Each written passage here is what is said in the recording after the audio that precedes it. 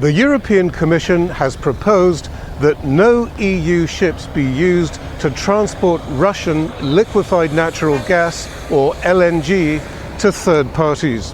Russian pipeline gas has already stopped flowing to Europe. Greece objects that as the sanctions now stand, they will hurt European shipping much more than the Russian gas market.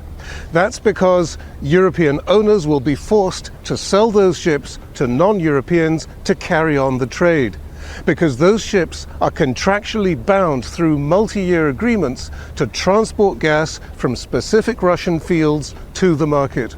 And breaking those contracts will result in lengthy court battles. Europe doesn't have the power nor the right to eliminate or to terminate or to stop the exports of energy, either on energy or oil, I can repeat, or oil, from Russia to a third party outside European Union. If Europe wants to do something like that in Russia, they have to close Black Sea, but mainly they have to close the entire borders, the entire coastline of Russia. This is impossible to happen. The Greeks aren't the only ones objecting. France, Italy, Spain and Austria also object to the 21st package of sanctions as proposed. But the Greek fleet really stands out because it comprises 60% of the EU's merchant fleet and moves 3/4 of the goods traded between the EU and the rest of the world.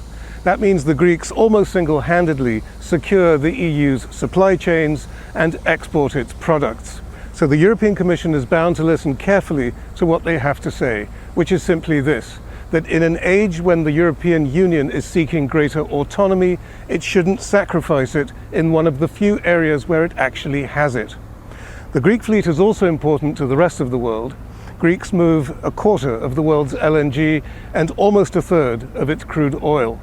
And they have become increasingly aware of the dangers of these energy trades while two wars rage in the Gulf and Ukraine.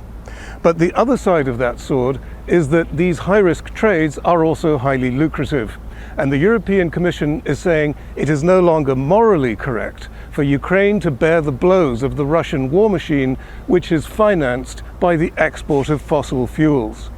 So the Greeks, who have for generations been the world's biggest cross-traders without judging the politics of one region or another, are now being forced to pick a side. Psaropoulos, Al Jazeera, Piraeus.